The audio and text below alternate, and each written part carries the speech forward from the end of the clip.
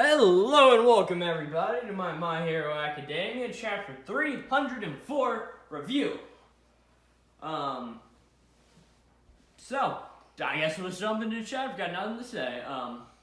So this chapter starts off in with All Might and Deku. Deku's still passed out, as we see here in a minute, talking to the Vestiges.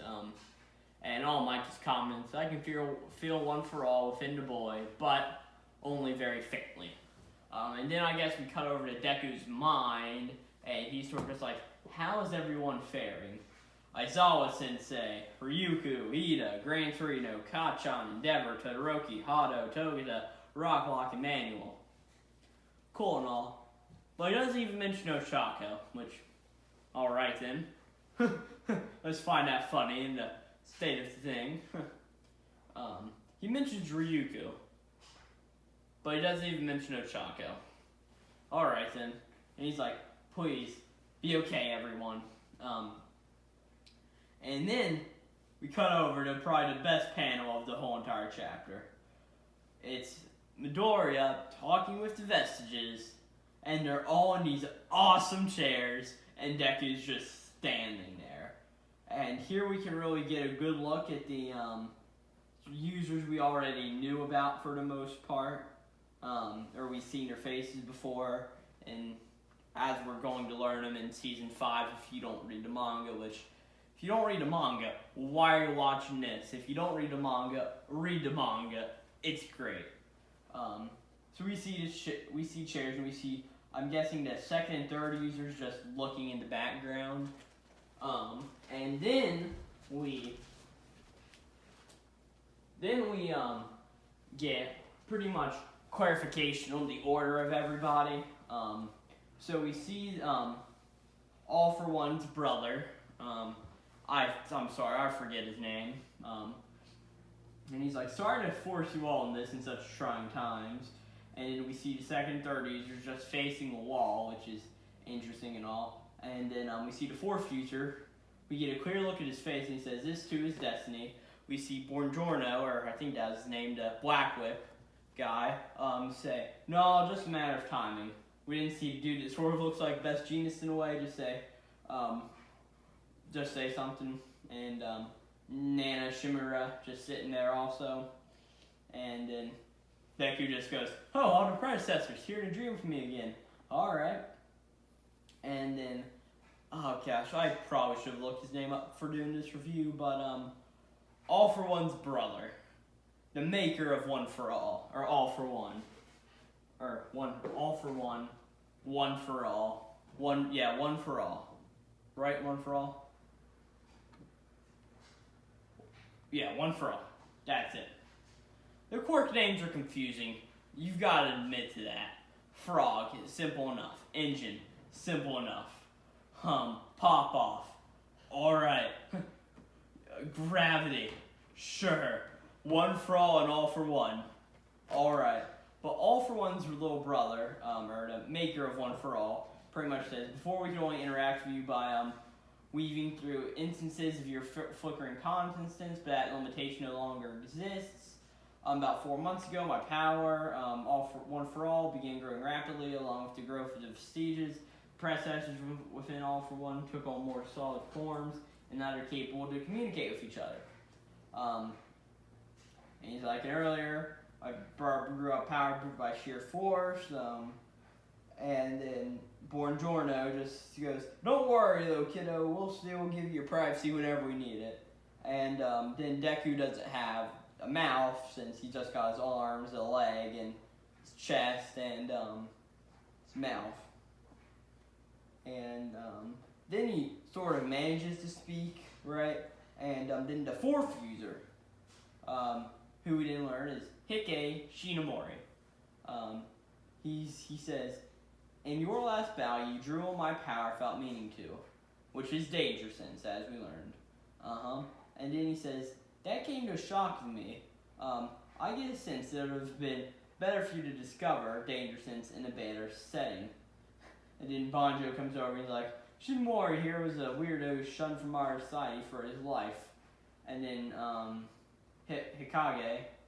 Hikage, I guess. I'm sorry if I'm messing that up. I don't know, we'll only get the anime of this in probably season 7. It'll all be good. And then he goes on to say, mine was a terrible era, and all of that. And then we just see the or number 4 and number 5 having a little bit of fun messing with each other. And he then says, you know how long I lived and what killed me? We know he died at 40, but we didn't know what was in the All Might's notebook, and it was scribbled out.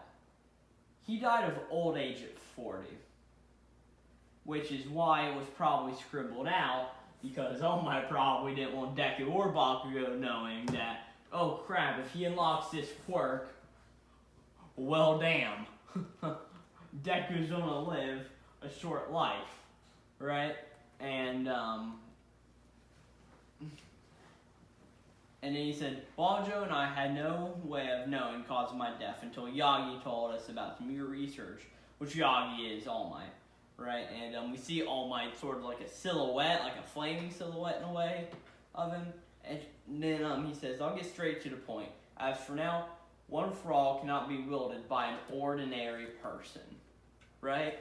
And you sort of gotta think, what is ordinary in this superpowered society? Well, you would be correct in saying the synopsis on the whole entire synopsis on the back, just pretty much saying 80% of the population have quirks. They're ordinary. Deku is not ordinary. But we'll get to that here in a second. And, 1 second, I'm sorry, everybody. So, we get here, and he says, I possess One for All for the second longest time after Yagi. He wielded it for 18 years. And he says, in my final years, these cracks appeared on my body. I thought it was an unknown disease of some sort, or that perhaps I didn't train hard enough. But when Yagi dug up my medical history and autopsy report, the truth became clear. I say I died of old age because possessing multiple quirks effectively ate away my very life.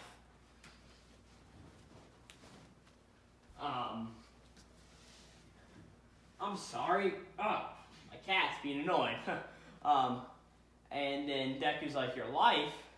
And he's like, but how did All Might wield it for so long? And All Might was quirkless. That's why he was able to handle the quirk, because he didn't have a second quirk eating away at his soul like the rest of them did. And he said, Yagi still lives, but the knowledge he gained past steering a shade here. At the time we believe they're all spirit of predecessors. Yeah, this is sort of a conversation-heavy chapter, pretty much explaining One for All and everything All for One said earlier about how the quirks and how the personality is weaved into their quirks, and he's pretty much getting to the point that One for All is pretty much a perfect quirk in the sense that whoever wields it, if you're quirkless, it can become your quirk. And by some twist of fate, the power must be passed on from one to the next. And then we get the whole thing of where Deku is going to be the last person to use One for All. Oh my gosh, who didn't see this coming? Oh my goodness. Pretty much just saying the whole thing that Deku's the main character of a shonen manga. He's going to be the last one to do this major thing, and it's going to be crazy. And he says, quirkless individuals have all but vanished in your generation, and you're unlikely to come across another person who needs the power. Right? It's pretty much, you're going to be the last wielder of One for All. Which is good, all things considered. It means that if Lemillion got the quirk, Lemillion would have died, pretty much. And then he's like, I could be the last one. And then Nana Shimura pretty much goes and says, "That's the real issue. Now Izuku, tell me, can you kill my grandson, Tomura Shigaraki?" Alright,